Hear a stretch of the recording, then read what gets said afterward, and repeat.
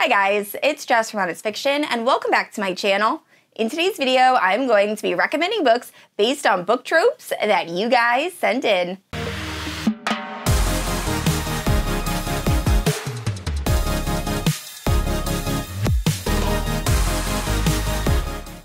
Alright guys, so I asked over on my Instagram for you guys to give me tropes, and it could have been anything from fantasy romance tropes to darker romance tropes. So we have fated mates, we have age gap, we have all of those types of things, and then I would give you a book that features said trope. So there is quite a mix, but before I even get into that, I just want to say a huge thank you to everyone who interacted with that story.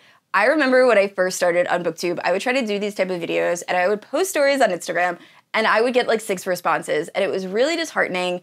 And now it is just so cool to check my story 20 minutes later and to see an entire page of responses. So if you're not following me over on Instagram, check me out over there. I post every day. I'm always posting stories.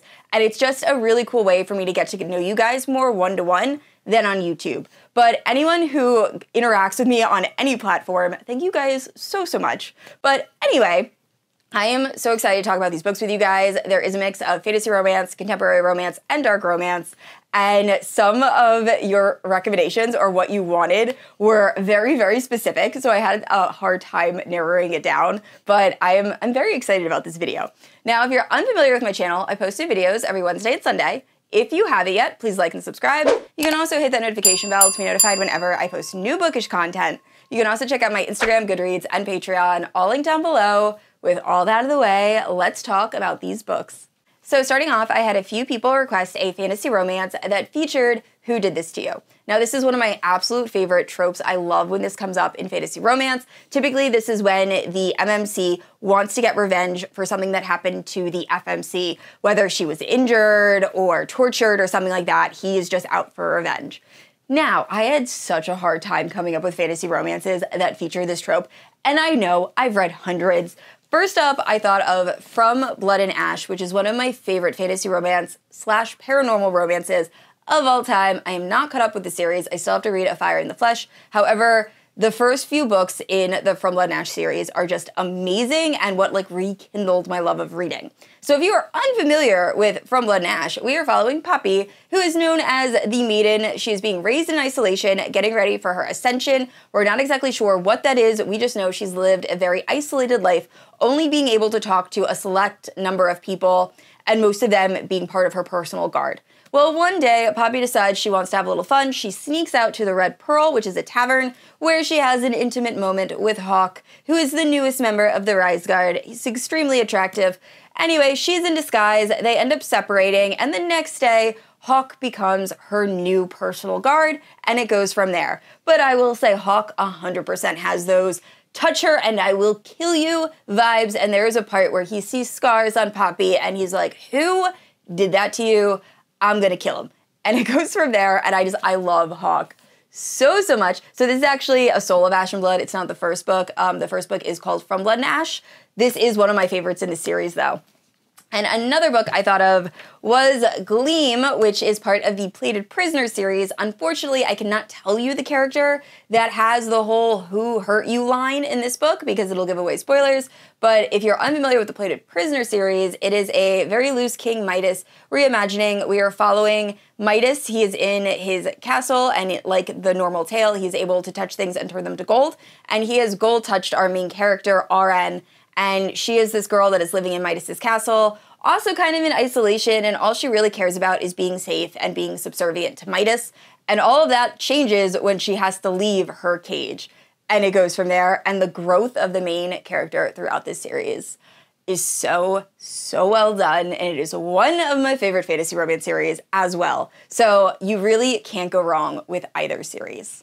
And next up, Summer requested a fantasy romance book that features the Lost Heir trope. Now, the issue with this is I feel like most of the time when you find out that the main character is a lost heir, that is like a big reveal, and I don't want to ruin a lot of the books that feature that. So one I know that is very popular, and most people know it does feature a lost heir, is Throne of Glass by Sarah J. Maas. So I am sure you've probably already read this series already. However, if you have not, it is one of my favorite SJM series of all time. It is following Selena Sardathian, and at the start of this, she's being held in this almost like slave encampment where she is then forced to compete in these gladiator-type trials because she was known prior to being captured as being a very deadly assassin. So she is going to compete against other killers, essentially, in order to become the king's hired assassin. And while she's competing in these trials, she's finding out all of these mysteries and things about the castle that she's staying in. She also makes friends with some of the people. And it really goes from there. And it's such an amazing story. But this definitely has the lost heir trope. And it's really, really enjoyable. So if you have not picked this up yet, definitely do so. Another book that kind of has that trope is What Did You Do?, which is the sequel to How Does It Feel? And I can't even really go into how it has that, but it kind of does towards the end. And there's a few other fantasy romances that if you want, you can DM me on Instagram and I'll tell you. I just don't want to tell you on here because, like I said, I feel like the fact that there's a lost heir is like a huge reveal at the end and it could spoil the book for people. But yeah, I hope that helped. Next up, a lot of you asked for enemies to lovers, and I'm pretty sure I've done an enemies to lovers rec video. If I haven't, I will definitely film one next weekend, but if I have, I'll leave it in the cards in the description. I just don't remember, but there are so many amazing enemies to lovers. One I really want to pick up is A Crown of Oaths and Curses by Jay Bree. I have not read that yet because there is no audiobook available. However, when that audiobook comes out, I will definitely be reading it. And that is a fae and witch slow burn enemies to lovers romance. But I heard it's like true enemies to lovers. Like they absolutely hate each other. Another one is Brutal Prince, which is the first book in the Brutal Birthright Mafia series by Sophie Lark. That one also is very enemies to lovers. The main girl in the beginning of this finds out that her future husband is allergic to strawberries and tries to make him go into anaphylactic shock on his wedding day by eating strawberries before they have their first kiss. So that is also true enemies to lovers. And then I recently read The Crimson Moth, which is a YA fantasy romance that also features enemies to lovers. It is a witch and a witch hunter. So in the beginning of the story, we find out that witches are being persecuted and killed, and our main character is actually a witch that she's hiding her powers from everyone around her besides her really close friend. But her really close friend's older brother is a witch hunter, and she finds out that he has some information that she needs, so she pretty much pretends to date him, not realizing that he is suspecting that she might be a witch. So they are both trying to kind of catch each other, but in doing so, they start to have a little bit of a romance. And it goes from there. Very enjoyable read. I will say the magic system, it's a little bit interesting, but overall, I did really enjoy this book. Next up, I'm going to combine two. So I had a lot of people request Fated Mates, and then I had someone request fantasy romance with rejected Fated Mates. And there's only one book I could think of for that. But for Fated Mates, I feel like SJM remains supreme when it comes to the mate trope. I feel like all of her series just do the whole mate thing really, really well. I mean, A Court of Mist and Fury has to be my absolute favorite when it comes to the whole like mate bond and mate relationship. So if you have not read ACOTAR yet, my favorite fantasy romance of all time. It is just superior to everything. I love that series. It is so good, but we are following Farah Archeron, and she lives on the border of the human and fae lands. Her family is living in poverty, so one day she goes out hunting for food. She kills a fae, mistaking it for a wolf, and then because of this, she is forced to live with the High Lord of the Spring Court in the fae realm, and it's a bit of a Beauty and the Beast reimagining, and then it really goes from there. But wow, that series, I've reread that series probably more than any other series that I've read, and it's just, I never get sick of rereading it. So definitely if you're looking for the Fated Mates trope, check out ACOTAR, but also Throne of Glass and Crescent City also both have Fated Mates. But a series that has rejected Fated Mates is Zodiac Academy by Carolyn Beckman and Susan Valenti. I have not read I believe it came out most recent release, which is hopefully the last book in this series. I have heard they are coming out with another series set in the same world, so they aren't continuing it, which I'm very happy about, but they are kind of still continuing it. But anyway, if you are unfamiliar with this series, the writing takes some getting used to. It is not my favorite, but oh my gosh, the romance in these books are so addicting. I have a pretty old a spoiler-free series review of this series. I'll leave in the cards and the description. But this is following the Vega sisters, who on their 18th birthday, they find out that they are actually Fae royalty. Mind you, they were living in the human world. They had no idea that Fae even existed. So they find out that they are Fae royalty, but in order to claim their inheritance, they have to attend the Zodiac Academy. And when they get there, they find out that there are already these celestial heirs that are ruling the school, and they don't want to deal with these Vega royals. So the first book is a bit of a bully romance, and then it goes from there. But this does have the rejected fated mates trope. It doesn't happen until book 3 or 4, but when it does, it's excruciating. And it really, like, that plot continues throughout the next few books, and it's just, it's intense. So highly recommend, if you have not checked out the Zodiac Academy, definitely pick it up. I will say I wasn't a huge fan of the most recent 2 books. However, all the books prior I was obsessed with. And I'm combining multiple requests for this next book. So I had a lot of people ask for age gap, which is typically found in dark romance, and it's one of my absolute favorites. So I have a ton of age gap rec videos. I will leave the most recent in the cards and the description. But then I had someone also request a book that features gymnastics, and immediately I thought of Off Balance by Lucia Franco, which is one of my favorite age gap series, and it is just so unhinged, but also so amazing. Kova has my heart forever. I have never read a series where I literally wanted to throat punch the main guy for so many books, and then by the end, I loved him with all of my heart. It was an emotional journey. But I love this series. If you're unfamiliar with the Off Balance series, definitely check trigger warnings. Also know there is a significant age gap. It's not going to be for everybody, and that is okay. But this book is following our main character, who her entire life, all she has wanted to do was be an Olympian in gymnastics. And her father ends up finding out that he has a friend who has a gym halfway across the world, and it is run by Kova. So our main character, Rhea, ends up moving across the world to this gym, and Kova becomes her guardian, essentially, and it's their romance. Mind you, Kova also has a longtime girlfriend, and he's from Russia, and highly recommend the audiobooks, because there are a lot of Russian words in here that I could not pronounce without that audio. But once again, it is just so good, and with the Olympics coming up, I feel like this is the perfect time to read this series, if you haven't yet. And next up is Found Family, and honestly, nothing has come close to beating Six of Crows when it comes to the found family dynamic. It is a YA duology, and it might be the best I've read if we're not counting SJM as YA. It is just the perfect found family grouping. So if you're unfamiliar with Six of Crows, we're following Kaz Brecker, who essentially gets together this group of underdogs, and they have to perform this heist. And it's set in the same world as the Grisha universe for Shadow and Bone. And it's just so well done, and it feels like you're watching an action movie, but you get so attached to the characters. And I really want to do a reread now that I'm talking about it. It's been so long since I read it. But that, I honestly think, is the best found family, if you're not counting like the Inner Circle from ACOTAR and like things like that. But yeah, Kaz and his gang, they're my top.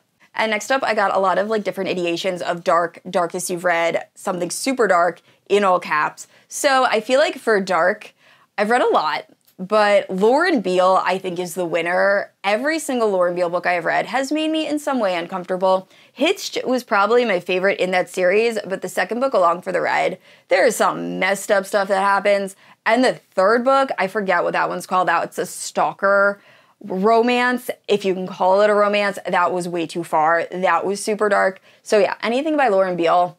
But then also Pepper Winters, some of her books are also super dark, but I feel like Lauren Beale just kind of wins overall for dark. And next up is Second Chance. Now, unfortunately, I don't read a ton of second chance romance. That and fake dating and like friends to lovers isn't really my thing, but I did read 2. But I want to say that if you read either book, definitely check trigger warnings, because there are some events in both books that are very upsetting. I will say, first off, we have Before I Let Go by Kennedy Ryan. This book is phenomenal. However, I almost didn't pick this book up because there is a certain event that takes place that is one of my triggers. However, I had a few friends read this and they told me that it was handled very well. And I will say the event is handled beautifully in this. So I enjoyed this book immensely, and it is Second Chance. We're following these 2 people that at the start of our story absolutely love each other and are just making the best out of life. And then in a few chapters, something has happened, their relationship is fractured, and they are divorced, and it goes from there. So highly recommend. And then the other one is For Lucy, which also deals with a very upsetting event. And same thing, we start out the story with these two people meeting, they're on this like blind date type thing, and they get married, and then we fast forward, and for some reason they have divorced, and we're kind of finding out everything that goes with that. So those are 2 second chances. Just know they're very, very emotional second chance books, but also both amazing reads. And one of the requests I kind of struggled with was A Knife to Throat, because I know I've read books that feature that. I just can't remember specifically scenes that have it. So at first I thought of Losers by Harley Laroe. I'm pretty sure there is a spicy scene that involves that, but I'm not positive. I'm also fairly certain there is one in Debt by Nina G. Jones, but if not, it definitely has, I think, the vibe you are looking for. But this book is wild. And it is unhinged. I picked it up because Cheyenne from the channel That Tall Book Girl was talking about it, and sometimes when I'm in the mood for like a really dark rec, I'll like check out her stories because she's always reading something that I know is going to be like pretty intense. But anyway, this one I really, really liked. But we're following this girl that one day she decides she wants to spice it up in the bedroom, and she hires somebody for a certain experience. And she ends up having a great time when the person comes in and that experience is fulfilled, only for the next night, the person she actually hired to show up, and she realized that the first person was not who she hired, it was a stranger, and it kind of goes from there. So there's so much that goes on in this, but honestly, I cannot wait to read more from this author. I'm hoping more of her books get dropped via audio, because as of now, I think this is the only audio. I haven't checked in a while though, but I love this. And if you're looking for a knife to throat, like that kind of vibe, I feel like this will be perfect for you.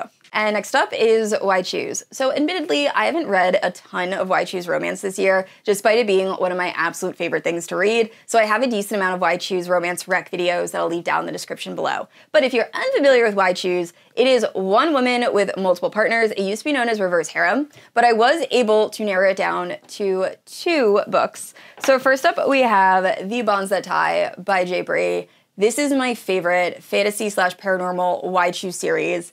So good. The one thing I will say about Why Choose is sometimes I can get the male partners confused because there are multiple. Not so in this series. I feel like every single character is really given time and is fleshed out, and I just love the series so much. If you're unfamiliar with The Bonds That Tie, we are following Oleander, and she lives in a world where families are comprised of a main person and then bonded, and this main person is able to kind of power up her bonded. So our main character, Oleander, is fairly young at the start of this. However, she knows who her bonded will eventually be, and they are all very powerful.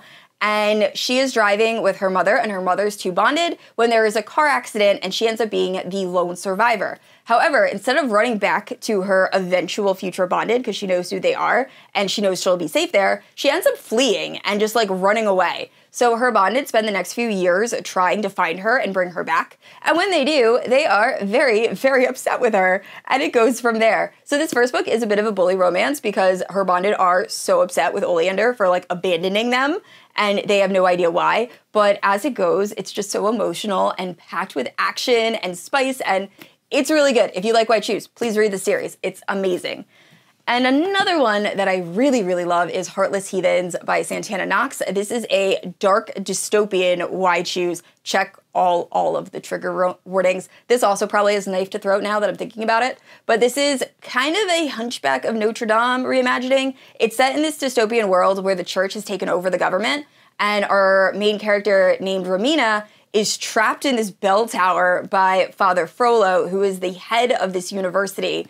And these 3 heathens show up and they want to take down the church, but start with the university. And they end up seeing Romina and they take her with them, and then they kind of teach her their ways.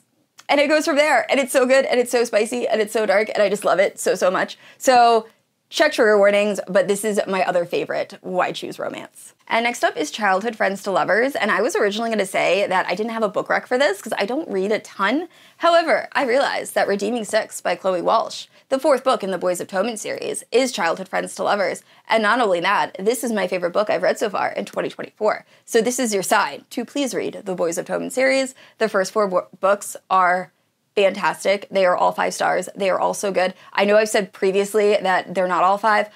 on thinking about it, they're all 5-star reads. I will say Taming 7 has its issues, and I don't even want to lump it with the first 4, but the first 4 are divine. Specifically, Redeeming 6. This book broke me and somehow pieced me back together, and I love it. So I will say, when I first heard the premise of this series, I had zero interest.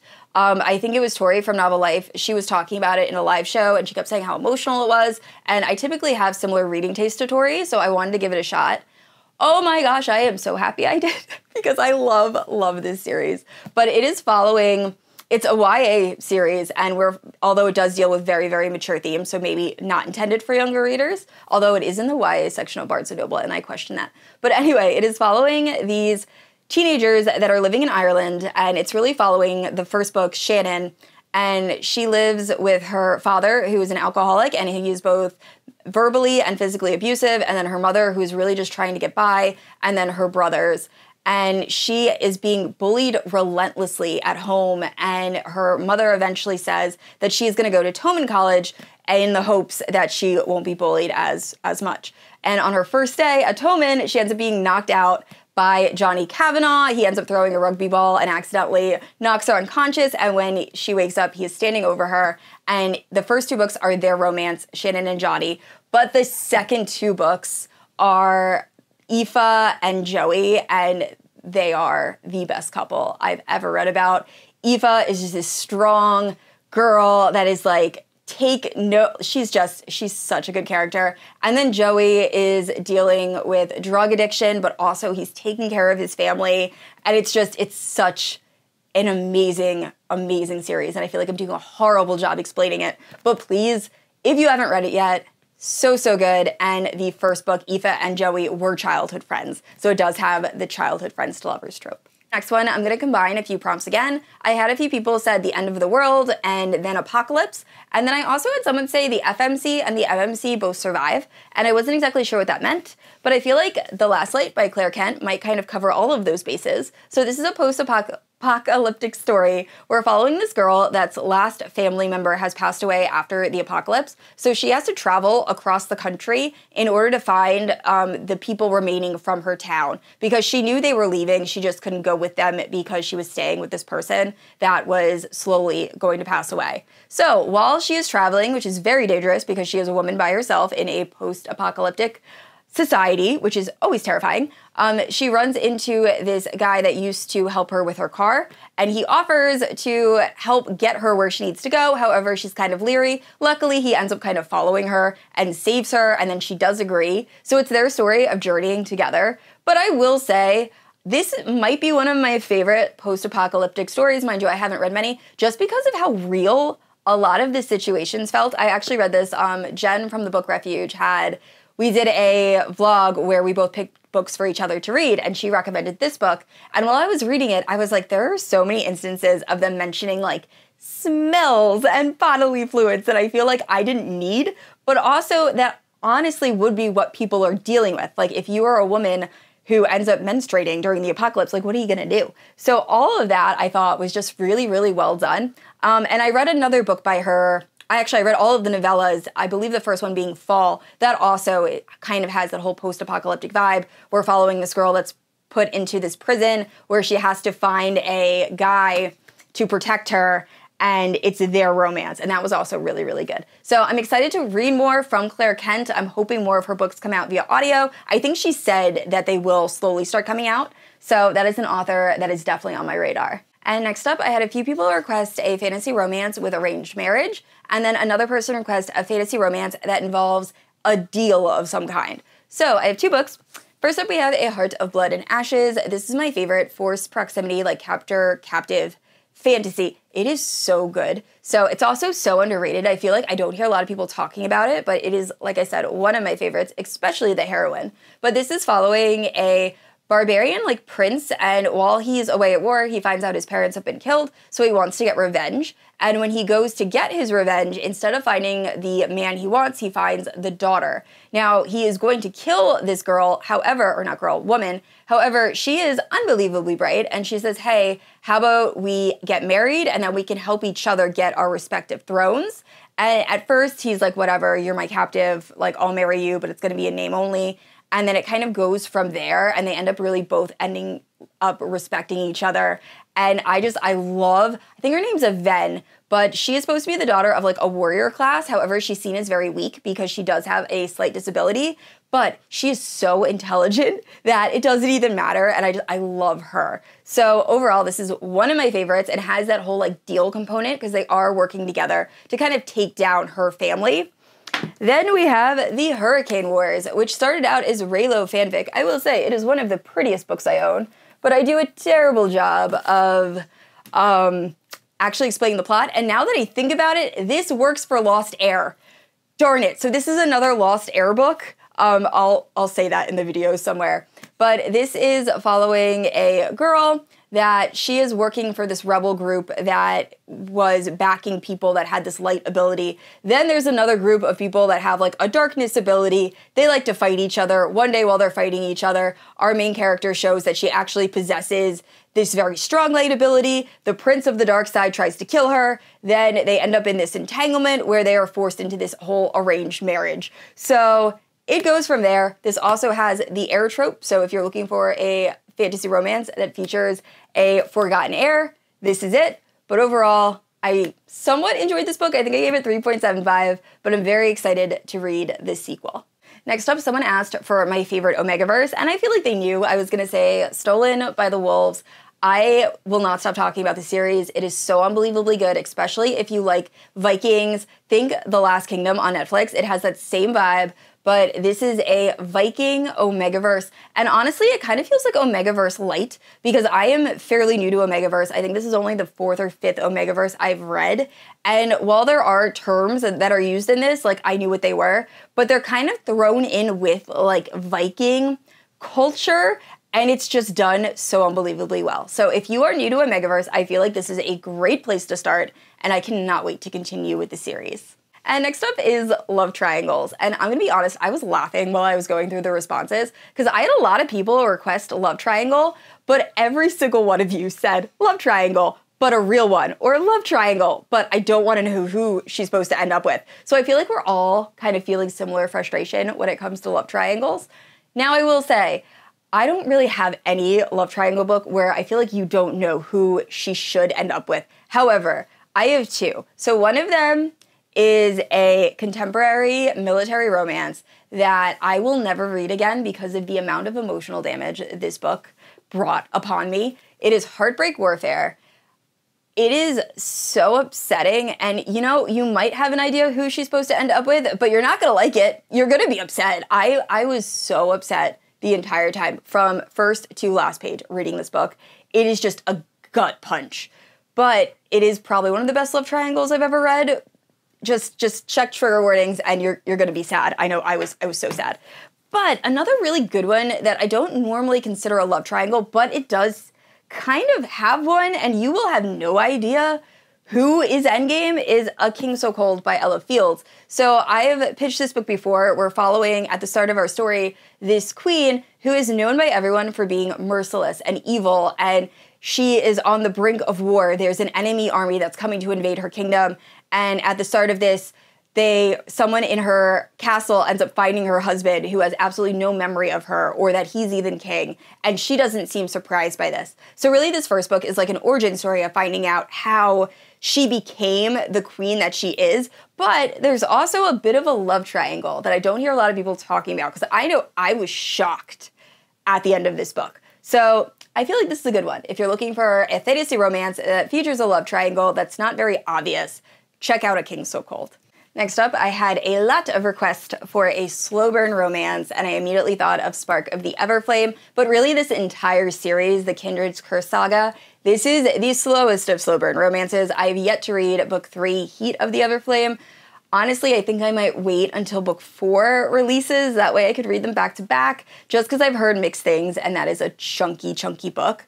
But Spark of the Everflame, if you're unfamiliar, is following Diem, and she lives in this world where there are descended, and these descended are descended from gods. So they are the ruling class, they are super powerful, and Diem's mother is actually a healer, so she's able to go into this area that's restricted for humans typically because she can help heal the descended. Well, one day Diem's mother ends up going missing, and Diem has to decide, does she want to ally herself with the rebel humans that are trying to take down the descended, or with the descended in the hopes that she can try to find her mother. And it goes from there, and there is such a amazing slow burn romance in this series. It is so good. So if you want slow burn, definitely check out this series. And next up is books that feature disability or chronic illness representation. So I immediately thought of two series, and the first one is the Bergman Brothers series by Chloe Welsh. Specifically, Always Only You is my absolute favorite, but these are contemporary romances that all have chronic illness or disability representation. Always Only You just being my absolute favorite. I was so lucky I got to meet the author, and I literally could not talk to her without crying. I was just so in awe to meet her, but it was a really cool experience. And then the other series is the Perfectly Imperfect Mafia Romance series by Neva Altaj. All of these mafia romances feature disability or chronic illness. They are all very short reads. However, you will get so emotionally attached to these characters. So I specifically grabbed this because another one is Caretaking, someone asked for, and this book, Fractured Souls, book 6, has the caretaking trope. Our main character in this ends up escaping from a trafficking situation, and she's just so broken, and the way this guy who finds her, he's a complete stranger who's high up in the mafia, finds this girl and just takes care of her, and it's so good. But this is another series that is just absolutely amazing if you're looking for books that feature chronic illness and disability rep. And I kept all of the darker, spicier stuff for the end, so I'm just kind of gonna rapid fire some of these. So one was a romance that features serial killer that isn't Butcher and Blackbird. So I immediately thought of the Mind F series by S.T. Abbey. That is a female serial killer, and it is so unbelievably good. And there is audiobook available. I've had a few people message me asking me how was I able to read it. So there is an audiobook for that. I believe I got it on Audible. Then another person asked me about breeding. So I will say Mafia Virgin has that. And then also Fear Me, Love Me is one of my favorite dark romances. It is a Labyrinth reimagining, and it definitely has that done very, very well. So if you were looking for baby making, I feel like Fear Me, Love Me is definitely the way to go. Someone asked me for the most unhinged love interest I've read that's spicy. I think that has to go to Ensnared by Tiffany Roberts, which is a alien spider romance. It's actually very, very good. Not something I ever thought I would read. I still have to read the last book. This second book I didn't love quite as much as the first, which is why it's taking me so long to pick up the final book in the series. However, I've heard really good things, and I will eventually read that. And then the last one was someone asked for BUTT stuff. And for some reason, I immediately thought of The Bully by Sophie Lark, which is the third book in the Kingmaker series, which it follows Dean, who is my favorite hero in that entire series. He's morally gray. He's so good. That definitely has that. And then also I think Mafia Mistress also has a little bit of like that kind of stuff going on. So those are two. Also, Heartless Heathens, now that I think about it. And I think that was it. I didn't write those down. I should have. But yeah, if you need any other book recommendations or you have any other tropes that you want a book rec for, let me know down in the comments below, and I will try to answer them as soon as possible. All right, guys, that is it for my personalized book recs. Thank you so much for watching. I'd like to say a huge thank you to my Paladin protectors, Amanda, Erin, Kat, and Leslie. Thank you guys so much for supporting my channel. And I said this already, I post new videos every Wednesday and Sunday, and if you haven't yet, please like and subscribe. I will see you all next week. Bye.